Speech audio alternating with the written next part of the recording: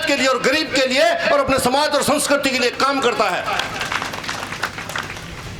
अगर समाज में इस कीर्तन में मुझे दो बात कहनी चाहिए तो मैं आपको हाथ जोड़ के एक ही बात कहूंगा। 36 बिरादरियों से मिलकर समाज बना है, लेकिन अगर कोई भी समाज को अपना विकास करना है तो बालिका शिक्षा पे जोर दो। अपनी बेटियों को पढ़ाओ, लालियों को पढ़ाओ। बड़ी हो जाएगी, 15, 18, 20 साल की हो जाएगी और फिर कहोगे भाई दुर्सी पटेल की पोती ब्याह रहे हैं और सामने वाला 25 लाख रुपया मांग रहा है। मैं कहता हूं दहेज देना बंद करो। लेकिन दहेज देना बंद कौन कर सकता है? लड़के वाला दहेज लेना बंद कर सकता है। लाली का माँ और बाप तो बंद कर नहीं सकता, वरना लड़की घर में बैठी रहती है हमारी। तो फिर एक काम क्यों नहीं करें कि महिला को शिक्षा दें और महिला को शिक्षा के अनुरूप उसको राज में नौकरी दिलाएं। और जिस दिन बच्ची नौकरी लग जाएगी, हमारी लाली नौकरी लग जाएगी, तो सामने वाला जाट, सामने वाला सुथार, कुम्हार, लुहार, ब्राह्मण जो भी आएगा उसको अच्छी तरह पता है कि जीवन में करोड़ों रुपए कमाएगी। तो आके एक ही कहेगा, पटेल जी तेरी पोती दे दे भैया, मुझे ना चाहिए दहेज कुछ भी। क्यों? जानता है कि दहेज, ये पहले से ही दहेज है इसके पास। सीधी बातें करनी चाहिए। हम यहां बैठ के अमेरिका की बात करें कुछ नहीं बनता, क्योंकि यहां से जाते ही भैंस घर में खड़ी है, ये बैरवानियां बैठी, इनको जाते ही भैंस दूनी पड़ेगी। ये बार बार टी टी टी टी टी टी बजा रहे, साइकिल वाले कह रहे हैं कि जल्दी से आ जाओ दूध लेना है। तो सच्ची बात तो हमारे इस गांव की करें हम। यूक्रेन में लड़ाई हो रही है, रूस उसके ऊपर तोप चला रहा है, कोई फर्क नहीं पड़ता। हुक्मी खेड़ा में प्रेम रहना चाहिए, हुक्मी खेड़ा की बच्चियां पढ़नी चाहिए, हुक्मी खेड़ा में विवाद नहीं होना चाहिए। यूक्रेन दिन में 23 बार लड़े और रूस 25 बार जीते, हमारा कोई फर्क नहीं पड़ता।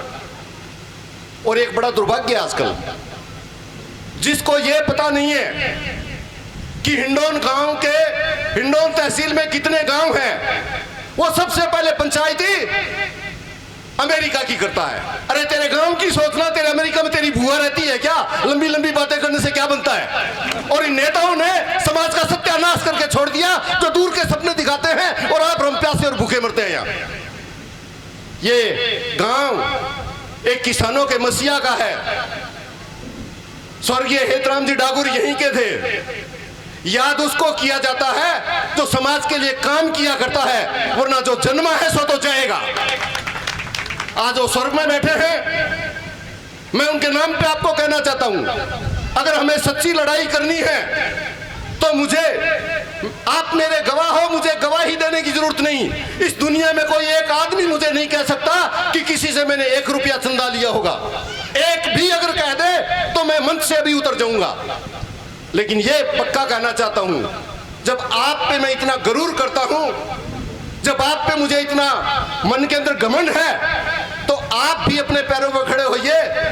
जग्गर आगरारी पांचरा बांध के लिए लड़ते हुए मुझे 15 साल हो गए, और उस जग्गर बांध में जाके देख लीजिए, कम से कम 100 पत्थर पड़े हैं। जब नेता चुनाव लड़ता है तो वहां कहता है कि इस पत्थर लगा के, और सौगंध खाता हूं चामड़ माता की कि जीतूंगा तो जग्गर बांध में पानी ला दूंगा। वो जग्गर बांध धीरे धीरे टूट के सूख जाएगा, जग्गर वैसे रोता घूम रहा है। तो मैं कहना चाहूंगा, ये हुक्मी खेड़ा सामान्य गांव नहीं है। ये यहाँ की 84 का, 24 का, 10 गांव जाट का, 12 गांव जाट का, 18 गांव जाट का, 26 गांव जाट का, सबके बीच का मुखिया गांव है। आपकी सरदारी को मैं सलाम करते हुए कहना चाहता हूं, अपने पैरों पे खड़े होके हुंकार लगाना सीखिए, तब आपका कुछ भी होगा। नेता कहते हैं सियासती पार्टियां कौन कौन है, मेरा कोई सरोकार नहीं है उनसे। लेकिन एक पार्टी तो कहती है कि राजस्थान का मुख्यमंत्री ये करे तो हम ये कर देंगे, और केंद्र वाले कह रहे हैं, राज्य वाले कह रहे हैं कि केंद्र अगर ये करे तो हम ये कह दें। कोई नहीं करेगा आपके हमारे लिए। अगर है हिम्मत तो पूर्वी नहर के लिए आज ही हाथ खड़े करके बताओ, 13 जिलों में आम किसान निहाल हो जाएगा। उसमें कोरा जाट नहीं है, 3600 बिरादरियां उसमें आती है। क्यों नहीं बनवाते हो पूर्वी नहर आप? लेकिन हमारे तो पंचायतियां हैं, एक जना फूल लेके आ जाता है, एक जना हाथ लेके आ जाता है, हाथ वाला फूल पकड़ लेता है, फूल सिकुड़ के हाथ में चला जाता है। हम इनके गोद गए हुए हैं क्या? ये मर जाएंगे तो हम कोई विधवा हो जाएंगे क्या इनके पीछे? नए नए ठेकेदार आ रहे हैं समाज में, कोई मायना नहीं। पूर्वी नहर के लिए अगर आपका मन बनता हो तो कीर्तन जैसा सात्विक सुंदर और सभी बिरादरियों में स्वीकार्य यह कार्यक्रम है। अगर आपका ऐसा मन हो तो 13 जिलों की लड़ाई, मैं आप सबको हाथ जोड़ के कहना चाहता हूं, 13 जिलों की लड़ाई तो बहुत अलग बात है, 13 परिवारों की लड़ाई नहीं कर सकता कोई आदमी। अगर आप तैयार हो, हम सारे जिलों को भरतपुर से लेके और झालावाड़ 12 तक के जिले हैं। हमारे नहर आई 1927 में, जब देश गुलाम था। गंगानगर में 1927 में नहर आई। कितने साल हो गए? 95 साल। हमारी बेरवानियां जो घूमती है उनकी गर्दन में टेढ़ नहीं है, क्योंकि उन्होंने सिर के ऊपर कभी घड़ा नहीं लाए हैं, उनके घर में पानी था। इनकी गर्दनों में टेढ़ इसलिए है कि आप लोग जागरूक नहीं हो और नेतागिरी करते हो फालतू की। आज इस बार हम इसको जिता देंगे, उस बार हम इसको जिता देंगे, तो क्या कर लोगे? संघर्ष कीजिए, मादा रखिए, अपना संघर्ष खुद करिए और एकजुट होकर एक ही मांग कीजिए। हमारे बीच में ना कांग्रेस है ना बीजेपी है, हमारे बीच में केवल मात्र पूर्वी नहर है। अगर नहर आती है तो हम उसको जिता देंगे, चाहे कोई सा भी आ जाए, हमें कोई परवाह नहीं इस बात की। इसलिए मैं आपको इतना सा कहना चाहता हूं, एकजुटता रखिए। किसान, इस देश में 82% किसान है। बेशक मेरी मां अनपढ़ थी, लेकिन उस कोख ने मुझे तो पढ़ाया। मैं कहना चाहता हूं 82% जाति अगर किसान के रूप में इकट्ठा होती तो आज तक आप और हम राज करते होते। लेकिन 82% में जाट अलग हो गया, कुमार लुहार अलग हो गया, ब्राह्मण राजपूत अलग हो गया, मुसलमान अलग हो गया, अनुसूचित जाति जनजाति अलग हो गई, तो हमारे टुकड़े टुकड़े करके और हमारा दुरुपयोग किया। ये किसान एकता के नाम पे इकट्ठा होइए। सुबह से शाम तक हमारी बहन बेटियां बच्चे, एक एक आदमी घर में काम करता है। बुजुर्ग 90 साल का घर में है तो भी घर में बच्चों की और पशुओं की रखवाली करता है। और 15 साल की जो बच्ची है वो 9 बजे खेत में जाके रोटियां लेके चली जाती है, और 9:30 बजे अगर वो नहीं पहुंचती है तो उसका पिता उसको कहता है तेरा दिमाग तो खराब नहीं है क्या? अरे दिमाग इसका खराब नहीं है, जागरूक हम नहीं है, वरना हमारे वाली 9:30 बजे रोटी लेके नहीं आती, घर जाके रोटी खाते आप, क्योंकि आप लोगों को तो सही तरीका प्रजातंत्र में जीना ही नहीं आता। इसलिए मैं इतना कहूंगा आपको, बालिका शिक्षा पे जोर दें, मृत्यु बोझ को रोकने। और किसी को ये लगे कि मैं तो बहुत बुजुर्ग हूं, 1-2 साल में मरने वाला हूं, गोदारा जी ने ये बात ठीक नहीं कही, तो मैं माफी मांगते हुए हाथ जोड़ के कहना चाहता हूं कि मृत्यु के बाद में जलेबी, हलवा, मिठाई, लड्डू खिलाते हो, कोई खुशी है क्या हमें कि हमारे बाप का स्वर्गवास हो गया? इंतजार कर रहे थे क्या आप? अगर उनका पीछा सुधारना है तो बनाइए स्कूल में एक कमरा और पढ़ाइए इन लालियों को जो बैठी हमारे सामने, ताकि ये कल को अफसर बनेगी तो हमारे पिता को भी स्वर्ग में ये खुशी मिलेगी कि मेरी मृत्यु के बाद मेरे बेटे पोतों ने स्कूल बनवाया तो मेरे बच्चे पढ़ रहे हैं। और कैसे गलत रिवाज हम कर रहे हैं, नशे का युवा आदी होता जा रहा है। शराब की दुकान पे शाम को अगर 8 बजे भीड़ देख लो, इतनी भीड़ तो मंदिर पे नहीं होती जितनी दुकान पे भीड़ होती है। कहां जाएगी हमारी पीढ़ी? मोबाइल, रात को 2 बजे भी बच्चा कमरे में बात कर रहा है। अरे हद हो गई, तू नरेंद्र मोदी से भी ज्यादा तेरे पे दुनिया में भार आ गया। रात को 2 बजे पड़ जा, सो जा, क्या बात कर रहा है रात को 2 बजे? इसलिए मोबाइल का युवाओं को कहना चाहूंगा, उसका दुरुपयोग नहीं करें। अपनी माँ बहन को पूछो कि क्यों माँ आज देरी कैसे हो गई, खेत से कैसे नहीं आई, तो कहेगी कि जो अपने वाली गाय थी वो दूसरे खेत में चढ़ने गई, उसको ढूंढ के लाई हूं। मोबाइल का ये काम लो, मोबाइल पे ये काम मत लो कि यूक्रेन में, रूस में क्या हो रहा है, आपका क्या ठेका है यूक्रेन में? ठेका अपना तो हुक्मी खेड़ा में और इस विजयपुरा गांव में है, इस जटनंगला में है, इस पाली में है, इस भाई जट में है, इस महू में है, इस इंदौर में है, आपका क्या है कहीं? इसलिए मैं कहना चाहूंगा, संभल के काम करें, आपकी इच्छा है। 68वां साल चल रहा है, आपका हमारा जो भी जन्म है सब जाएगा। आज नहीं तो 5-2 साल 10 साल बाद में पढ़ोगे कि गोदारा जी चले गए, तो क्या हो गया? महाराजा सूरजमल भी चले गए, गोदारा जी कौन से बाग की मूली है? सभी जाएंगे। लेकिन हमें काम करना चाहिए, और तब तक हमारे समाज के लिए काम करना चाहिए जब तक हमारे अंदाज में जोश है और हमारे शरीर में जोश है।